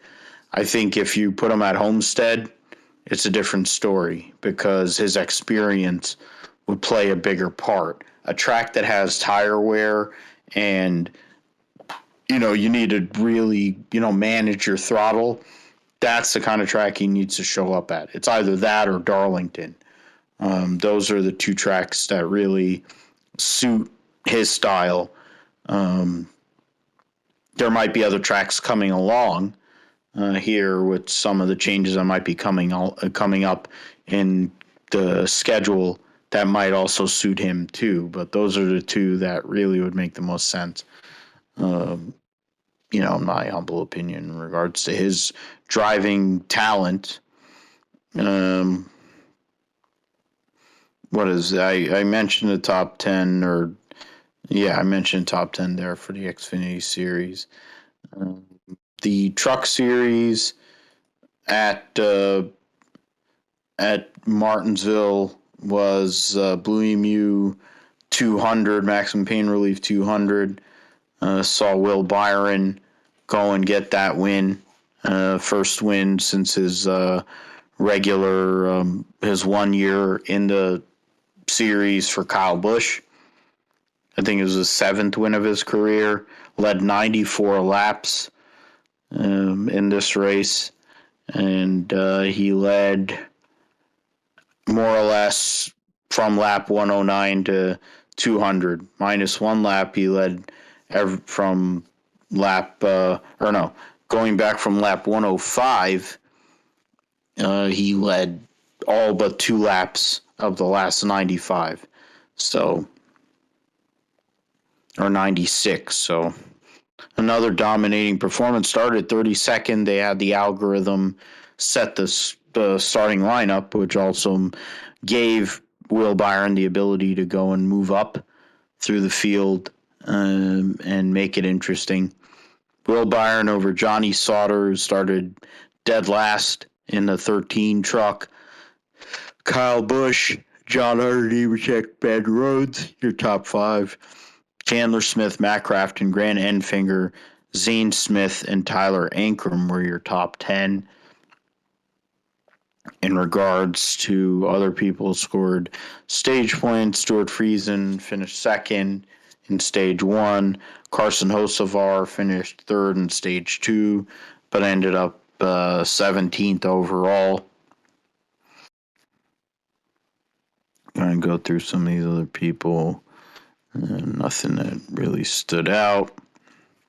So William Byron gets the win. Sauter makes him sweat a little bit. Kyle Busch doesn't get a win again, which is surprising. But his trucks finished 3, 4, 6, while the ThorSport team gets 3 in the top 10 and 4 of the top 11, or 5 of the top 12. So that's good for them. Zane Smith, after starting on pole, got 1 stage win, got decent points, led first 55 laps, but wasn't able to make a lot out of it. He's just getting ready for the playoffs there, Josh. The Will Byron winning is whatever. You'd figure with Hendrick's support and having Hendrick pit crew and all the things, his pit crew, his cup pit crew that ended up helping him win the race on Saturday also helped him on Thursday. And, it's a good look for Spire Motorsports. They're not exactly known for being the most competitive team, but getting a truck series win in, third or fourth start, it's pretty big there for him and for Byron. And in terms of their big picture relative to some of these championship contenders. Yeah, it's a pretty big milestone for Spire Motorsports. Coming from the being kind of a start and park team in Cup, they slowly work their way up to being somewhat semi-competitive in Cup Series now. With they've got Corey LaJoie on the Cup side, kind of leading that effort, and they've run pretty well the last couple of years, and we'll see how they do this year. But in trucks, I mean, they're definitely getting support from Hendrick, obviously. Look at the sponsorship there, running the 7HendrickCars.com truck, and William Byron going out win pretty easily. So clearly they've got it down as far as the truck series go, being able to give Cup drivers one-off races to kind of help them prepare for whatever racetrack that they feel like they need to improve on. You saw it with Alex Bowman a couple weeks ago at COTA, and now you see it with William Byron in this car or in this truck at Martinsville, track where he's obviously wasn't known for until, well, this past weekend when he won both those races. So looks like the effort, I guess, collaboration between them and Hendrick is working out pretty well there. And I mean, for the rest of the field, I'm surprised that Kyle Busch did not lead more than one lap.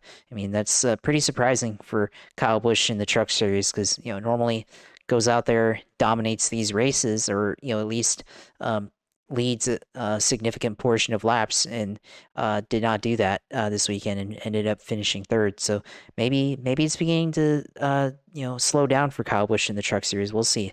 It's definitely possible, but could also be an anomaly, and maybe the next time he runs in the trucks, he goes out and leads a bunch of laps and probably wins. We'll see. But that's definitely something different from the norm there with Kyle Busch in the Truck Series. John Hunter didn't lead any laps, but still finished in the top 5. It's pretty good. Ben Rhodes, led a handful of laps, and then so did Zane Smith there. So 2 guys that, and really 3 if you include John Hunter. 3 guys that you expected to contend for the championship all were fairly competitive in the race and ended up finishing the race and led laps. So I think those are probably your 3 guys that you're looking at here in the Truck Series: with Ben Rhodes, John Hunter Nemechek, and then Zane Smith as people that potentially could be contenders at the end of the day when we get to Phoenix in November. So that's probably 3 of the 4 people there that could be in the championship for the Truck Series. But I mean, this race, I mean, like the Xfinity, I mean, a lot of cautions and things took place in this race. But at the end of the day, it was a Truck Series at Martinsville. You got a lot of young kids in this series that still got a lot to learn, and obviously don't have a lot of experience, and caused a lot of these cautions that we saw on Saturday or on Thursday night. Yeah, it's an unfortunate byproduct of where these feeder series are when you're having to give a blank check to certain rich kids and they get to go and show up and run these races and then get their license, even though they really don't know how to drive a hot nail through snow. That's a discussion for another day. I think we've had that discussion here before. The top 10 in points is all going right now. Ankrum tied for 9th with Matt Crafton. Kraus is a point behind. Carson Osevar 2 behind.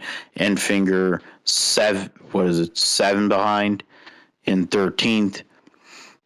So there are people that can contend 13 for 10. That's what the point of having eliminations is. And there are more trucks that are capable than spots in the playoff at the moment. So, yeah, Byron won, but points are still tight. And you have to do what you have to do to go and get everything you need from every single race that they have. GSP Roundup is on now, so we talk about MotoGP and Moto2 results. In regards to MotoGP, it's Enea Bastianini wins over Alex Rins and Jack Miller. Joan Mir, Pecco Bagnaia, top 5, so 2 Ducatis and 2 Suzukis, top 5. Marquez, Quartararo, Martin, Zarco, and Maverick Vinales in the top 10. Aleix Espargaro, after winning previous week, finished 11th. Brad Binder, Pol Espargaro, Taka Nakagami, and Dovizioso on the private Yamaha finished 15th. Well, factory Yamaha rider Franco Morbidelli didn't even score points. Nightmare for him. The KTM's had a rough weekend. Fabio Di Giannantonio, while his teammates won 2 races, is the last classified finisher, for whatever it's worth. Portuguese Grand Prix coming up next week for Moto GP. That'll be their fifth race of the season. Trying to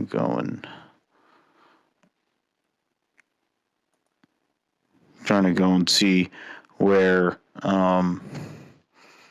Moto 2 is at. Trying to bring this up. MotoGP, Moto 2. Moto 2, Moto 3 race results.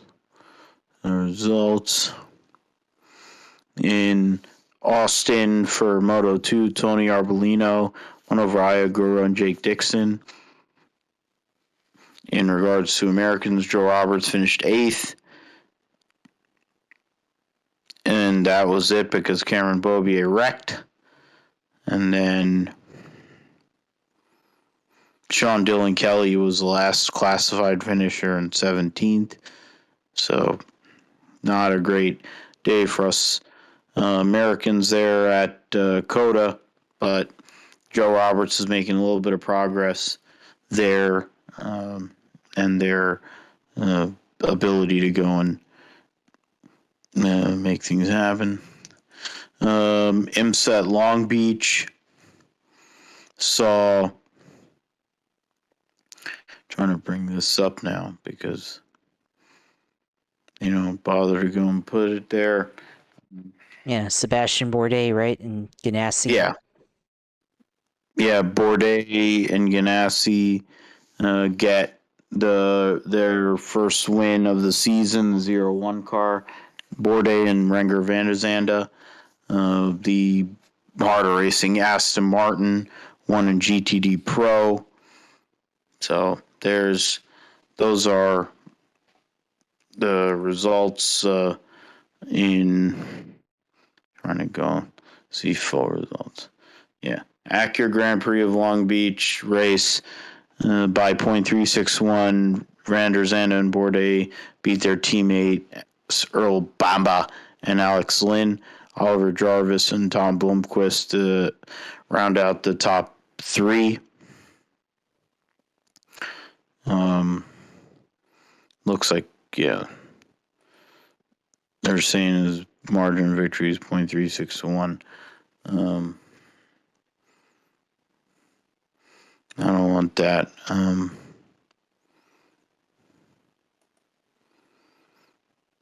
That's not going to work. No,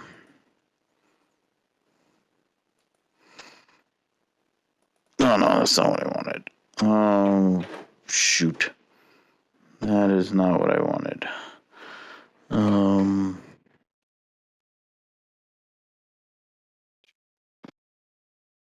Grand Prix is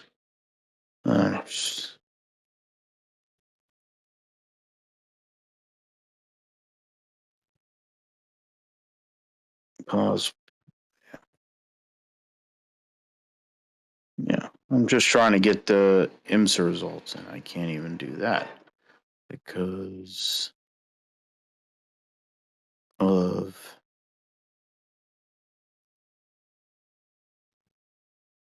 I'm gonna bring this up right now, and it's killing me.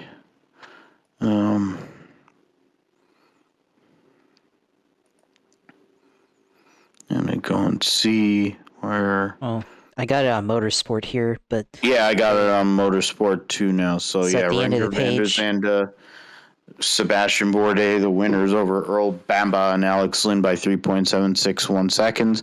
Tristan Vautier and Richard Westbrook give Cadillac sweep. Oliver Jarvis and Tom Blomqvist finish 4th. The Whelen Engineering 31 finishes 5th, and the Konica Minolta Acura finishes 6th. As I mentioned, Ross Gunn and Alex Riberos in the harder racing Aston win over the Lexus, Vassar Sullivan Lexus of Jack Hawksworth and Ben Barnicoat. In GTD, Paul Miller Racing with Brian Sellers and Madison Snow get the win, finish in the top 10 overall. The podiums rounded out for GTD Pro with the Corvette of Garcia and Taylor. And Yeah, so those are those in regards to the WeatherTech Sports Car Championship at Long Beach. And we'll get to supercars at Albert Park. Trying to get to that. For race 1, the winner was Chaz Mostert over David Reynolds and Shane Van Gisbergen. In race 2, Shane Van Gisbergen wins again over David Reynolds, Jack Hawksworth. The top 5 is Scott Pine, Todd Hazelwood. And then in race 3, Shane Van Gisbergen, Will Davison, David Reynolds, Anton De Pasquale, Chaz Mostert, and then Brock Feeney, your top 6. Then Chaz Mostert over Will Davison, Anton De Pasquale, Tim Slade, and Brody Kostecki, your top 5. Their next race will be at Wanneroo at the end of April, early May. The standings right now see Shane Van Gisbergen up by over 100 points on Anton De Pasquale. Chaz Mostert's 3rd, Will Davison's 4th, Brock Feeney is 5th in the Supercars points. You get to World Superbike at Aragon to go and make sure we get to World Superbikes at Aragon. You got trying to bring that up, World Superbikes. And that's Assen.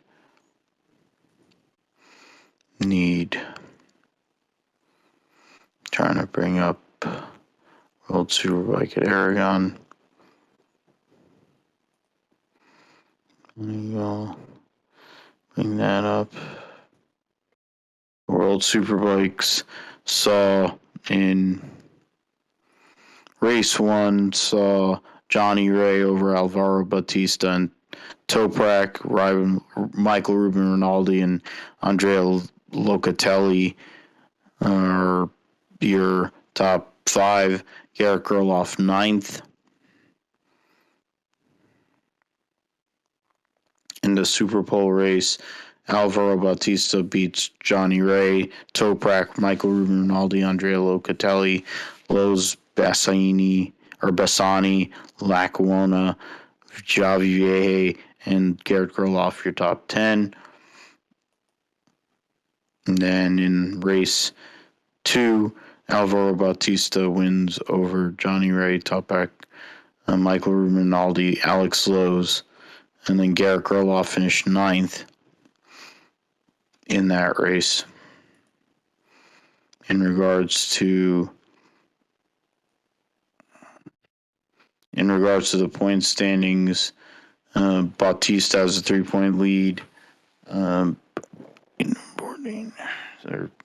It's 3 points and it's 6-point lead on Johnny Ray.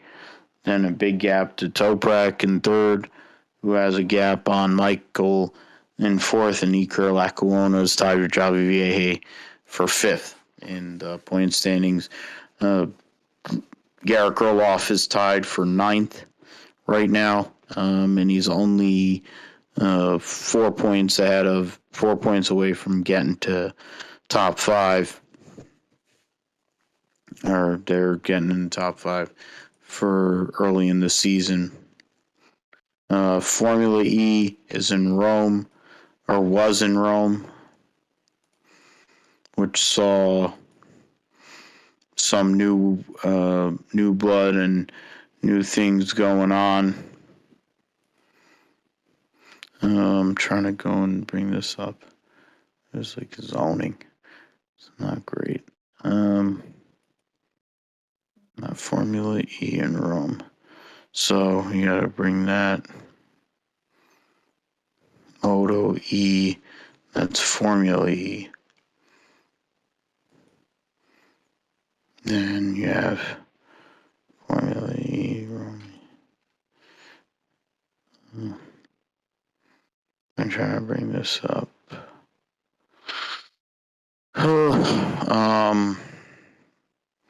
Formula E had brought up Rome. Prix saw Rich Evans win race 1 over Robin Frijns and Stoffel Van Dorn, Jean-Eric Verne, Sam Bird, your top 5. And then in the second race, Mitch Evans over Jean-Eric Verne, Robin Frijns, Andre Lauderer, Stoffel Van Dorn, your top 5. There in the Rome Prix. And Moto 2 or Moto America at Coda. Saw Moto America. Trying to get there. World Superbike, GP Moto America. They weren't able to finish all the construction there, but that's trying to bring Moto World Superbike. Mackenzie's World Superbike.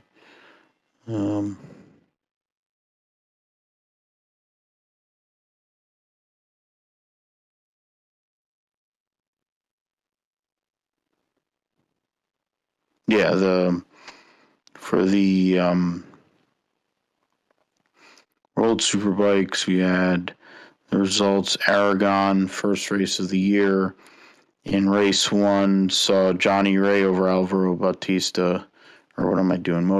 I'm trying to look for Moto America. Why am I doing World Superbikes again? It's because I'm tired. I'll bring it up over here.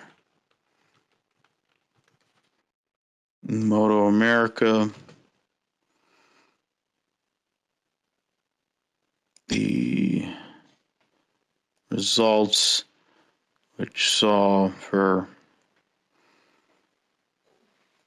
in the races, the Daytona 200. I didn't know the Daytona 200 was part of the Moto America World Superbike Championship again.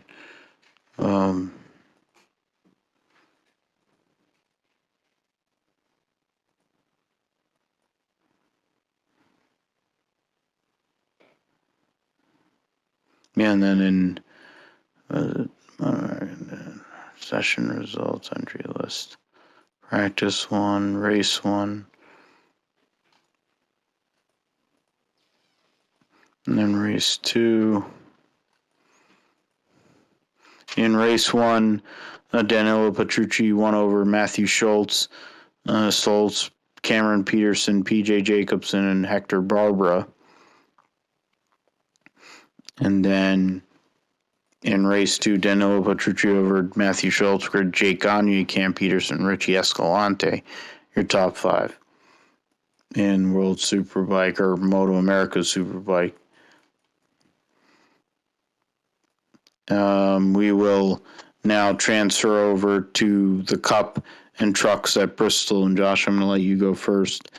In regards to what are your thoughts this year, second year of running it on dirt for the spring race? There will be a lot of interlopers from the Cup series in the truck race trying to get experience. So what are you looking for in regards to a line or type of racing and how people race each other at Bristol Motor Speedway here this weekend? Well, first of all, we talk about Kyle Busch's comments that made last week at Martinsville leading into this week, saying that it's a step back for the sport, running on dirt again. And, I kind of agree with that. It's kind of a step backwards, especially putting Bristol on dirt or putting dirt on Bristol to make a dirt track when, they could go to Eldora or something like that, a track that's already made for dirt racing, that's already made to do that and does it quite well. And we saw in the past in the truck series that can still have good dirt racing, but apparently they want to just put dirt on Bristol. And I mean, it was okay racing last year. It was interesting to watch, but I thought it was mostly a a anomaly, kind of a one-off deal that probably shouldn't had to bring back. But now they're bringing it back a second year in a row, and now we get to see it with this next gen car. We'll see how they race, if it races any differently than it did last year. Mostly, kind of on the bottom line of Bristol. They didn't really run the top all that often. So we'll see what happens racing at this dirt race, second year in a row, especially this new car. We'll see, if the flat tires become an issue again, like they were, a couple of weeks ago, back, or almost 2 months ago now, back in Fontana. They had that issue first couple of races of the year where we had flat tires and not being able to get going, and see if that comes back, especially with running on dirt with the different dirt tire configuration. But there was some comments from Kyle Larson also. Kyle Larson talking about running the windshields at Bristol, and they uh, talked about whether they should run them or not. And I think a guy like Kyle Larson's got a ton of experience on dirt. In fact, I mean that's probably where he spends most of his time. Really, I mean NASCAR is really just the day job, and the true passion is the dirt racing. And you have something like that, someone like that that can run dirt consistently and do it well. And I think his opinion has definitely a whole lot of weight to it. And he talking about they should not run the windshields in the Cup Series, or really in NASCAR in general, for any of these races.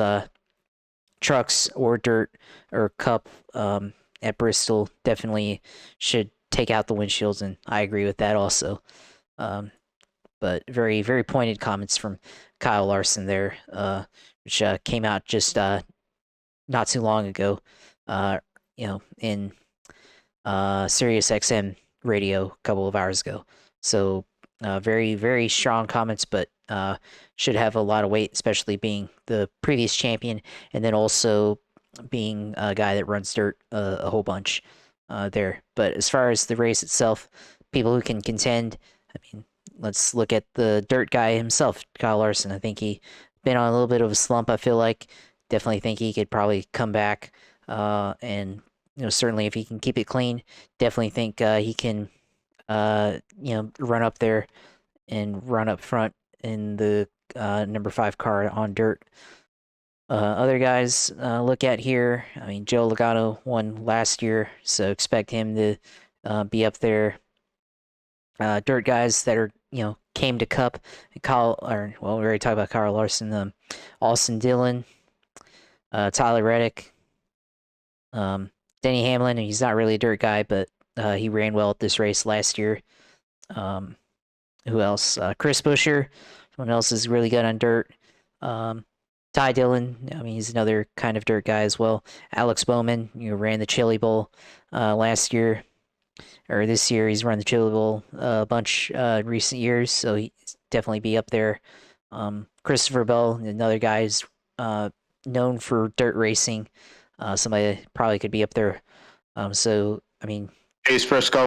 Yeah, Chase Briscoe too. Forgot about him for a minute, but yeah, he came from dirt, going on to asphalt. So I look at all the guys that run in stock cars right now that run dirt regularly or have significant experience as guys that could compete in this race. But then also guys that are just good at short track racing in general, like Joey Logano, Martin Truex, or Denny Hamlin. So a lot of guys there. I think it's hard to pick, but and Justin Allgaier is running in this race too for Spire, so he's another guy who's got dirt experience there too. So a lot of guys in this race with dirt experience that could get up on the wheel and definitely make it happen. But I'm gonna go the easy pick, I guess, this week. Go Kyle Larson. Go chalk there. He's not really chalk anymore, but we'll go with it for him because he's definitely the champion. Definitely has won a lot of races on dirt in the past couple of years since 2020. It's a good pick. I mean, he's only won one race this year. It's kind of had a struggle, as you said. this year and defending his championship, and he was running up front last year in this race. There was a lot of argy-bargy that took place in the inaugural dirt race at Bristol. He got involved in it, and I think the wreck that he was involved in took out Chase Briscoe. There's only 36 cars, so there ain't a whole lot going on there. Josh Williams is going to make his Cup debut. Allgaier is going to be in, as you said, in the Spire 77. Other than that, Gagson is going to be in the 16 car, so that'll be a caution. J.J. Ilium in the 15 car. He's, of course, a Triple Crown winner in USAC. I'm trying to see who do I see getting this win. I mean, I remember last year that Daniel Suarez had a great run there.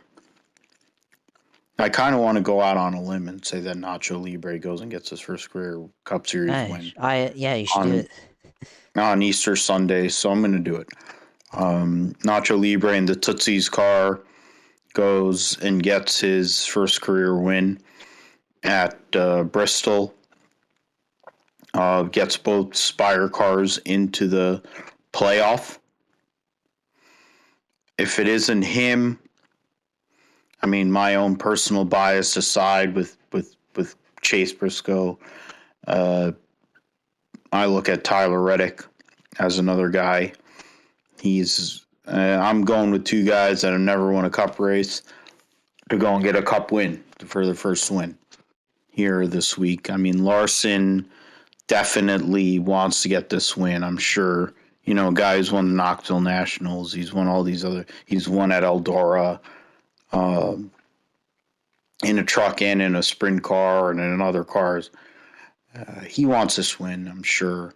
I think anybody who's a dirt person first, initially in their career, wants to get this win. As long as this gimmick continues, they want to be able to do that. So I think Suarez and Tyler Reddick are my picks for this week.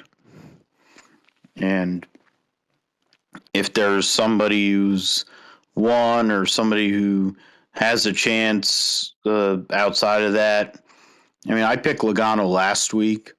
Didn't work out. He's a defending race winner. He's the kind of guy that would kind of be able to win in this situation and defend his title in this race. So that's something we will see. Truck Series will also be racing at Bristol this weekend. 38 for 36. So there will be bumping. Harrison Burton will be in the 17 Ford for Gilliland. You're going to have Austin Dillon, the Young's number 20.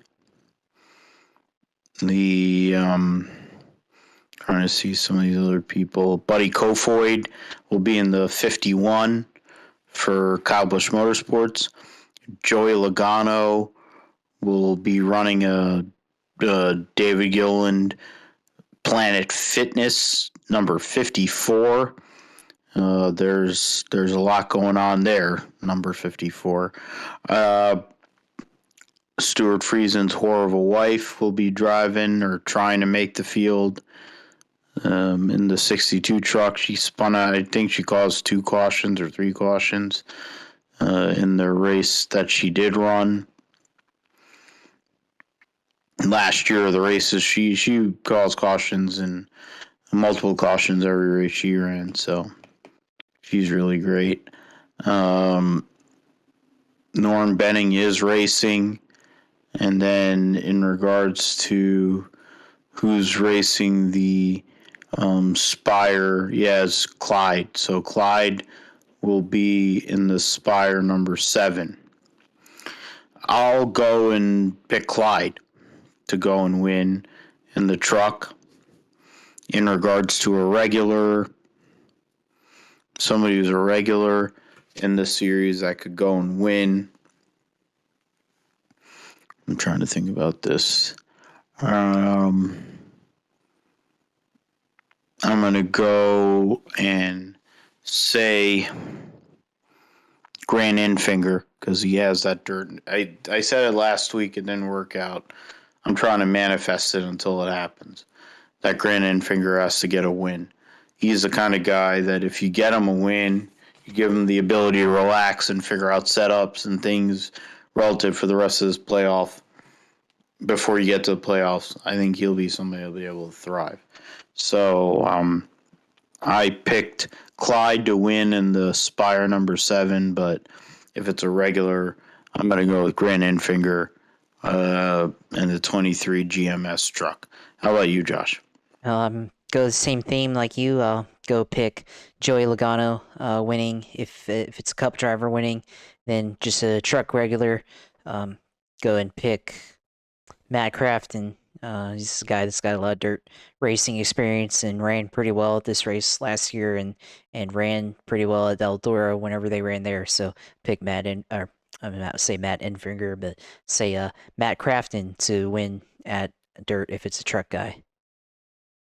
And he's a former winner at Eldora, so it's not out of the realm for Crafton there. And he needs a win. You figure the way this playoff is with the top 10, you're going to want to have a win, at least lock yourself in, give yourself a little bit of wiggle room to go and make it into the playoffs. We're going to go and transition into the sim segment there, Josh. So it's your time. How did your racing go last week? What are you looking at for this week, and what is on the horizon? I know the Indianapolis 500 is on the horizon for sure, so that's something that preparation has already started on your end now that you're back at home and not having to travel for a while. Yeah, for sure. I mean, this weekend, I mean, ran some IndyCar at California in the fixed setup series, which ran pretty good in for the most part. Was competing for the win at the end, and I had to move at like 2 laps ago to go 3 wide into turn 1, and I think I turned slightly to the left just to make sure I didn't hit the soft wall. And then I ran into the guy right next to me, and I was kind of sneaking up on him on the outside. I have a tendency to do that, where like they're like basically like there's just enough room for me to be on the outside right next to the wall, and then I'm right next to and then there's the other car right next to me. So I have a tendency to do that, and I kind of got a little too close this time and kind of hooked him, and then we both went back into the wall. So it didn't work out too well there, but been figuring out how to run the top like they're right along the wall like it's NASCAR in the IndyCar, like run the top like I'm Tyler Reddick or Kyle Larson there, and been able to figure it out lately, and ran pretty well last week in the last weekend in the fixed IndyCar series, and then this week is actually the open setup week at Auto Club Fontana Speedway. So been running the open series for IndyCar. So found a setup online that works pretty good, and been able to run up front, and didn't win, but as yet, but been having a lot of fun running up front like that. Where we're basically trading. It is basically the 2015 Auto Club race, the best race that no one ever saw in IndyCar. So basically looking like that. Where we're basically trading the lead like every other lap, it seems like, and I was running the top there too, and getting a lot of good runs, and whenever other cars got stuck in traffic on the bottom, you just run the top right next to the wall and you sneak right by them. So that's a lot of fun. And then of course, like I said, there's the risk of when another car is coming back up onto the straight and you're right there coming on the top, they've got to make sure they stay below, or else we're going to run into each other. So I have a tendency to, again, like sneak up on some guys like that, but it works out most of the time. So, yeah, I've been having a lot of fun actually doing that, because and I got to stream. I know I keep saying I'm gonna stream, but I I got to fix something on my stream end that I've kind of been lazy about, but I did save one of the races, the replay of it, so maybe I'll record that and post it somewhere because it was definitely a hell of a lot of fun being able to race like that. Just you basically run the top and then kind of stay there, and when sometimes you can go back down to the bottom and when everybody else is stuck up top and then take that. So you avoid the arrow wash and everything. You can jump right to the lead, and then if you time it right, you can get a good run off of turn 3 and 4 when you're behind somebody and pass them right as you're crossing the start finish line. So you basically get them by the nose, and you stay in 5th gear off of turn 4 and get in right beside them, and basically just time it right so you're just ahead of them the start finish line. And I think that's, if you're trying to make a last lap move for the win, I think that's how you want to do it. So you got to start making your get a draft in the middle of 3 and 4, and then pull up right alongside them as you cross the start finish line. I think that's the way to go for that. So get my shit together and try that out, see if that happens.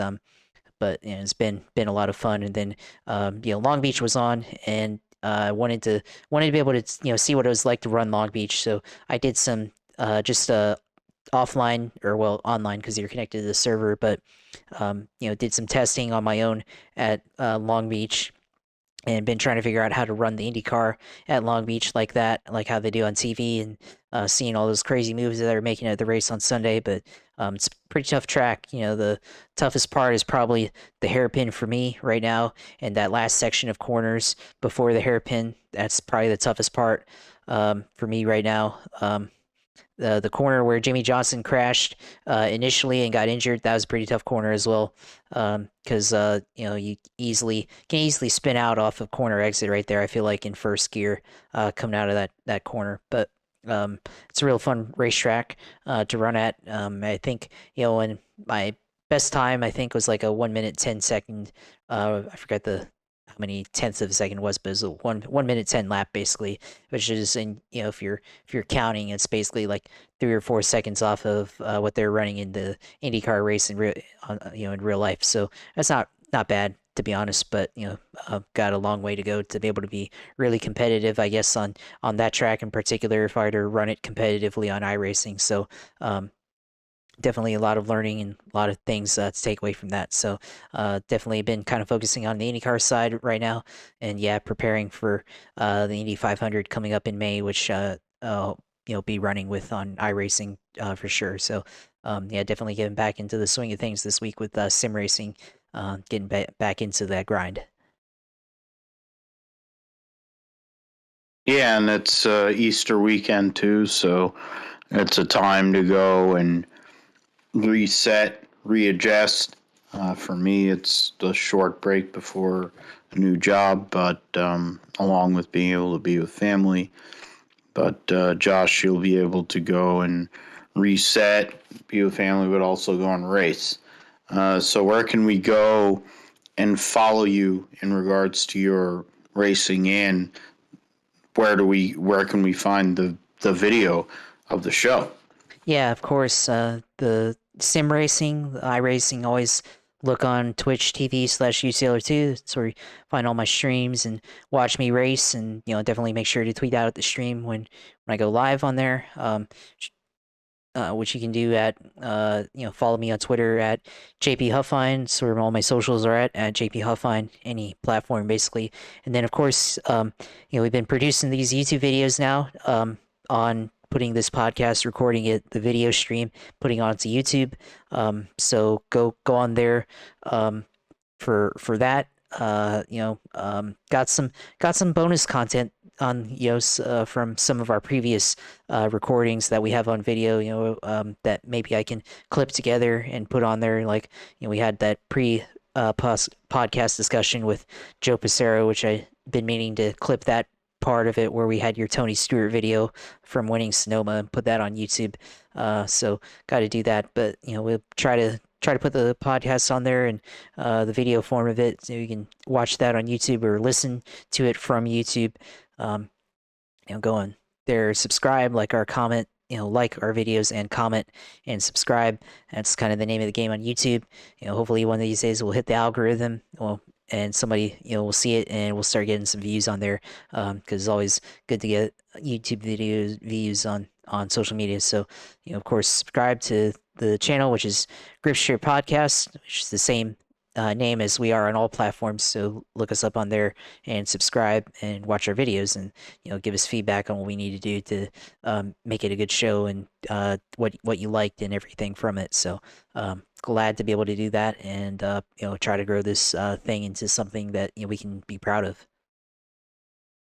I think we can be proud of it anyway, based on what we are as two friends that met on Facebook on Mike Sanders' NASCAR page. I think we've done pretty well, because the reality is we cover everything here in this spot. You can find me at Philip G. Matthew on Twitter. Find the Gripstrip Podcast at GripStripPod on Twitter.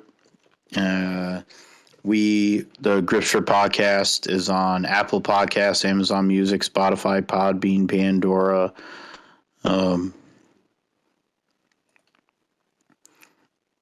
iHeartRadio, Stitcher, and TuneIn. So anywhere you can find a podcast, you can find the Gripstrip Podcast. For me, trying to not be as tired, leading into a new job. We'll see how that all goes. Wanted to mention some of the other stuff, sports stuff, but ran a little long, because I probably was droning a little bit, having problems finding information.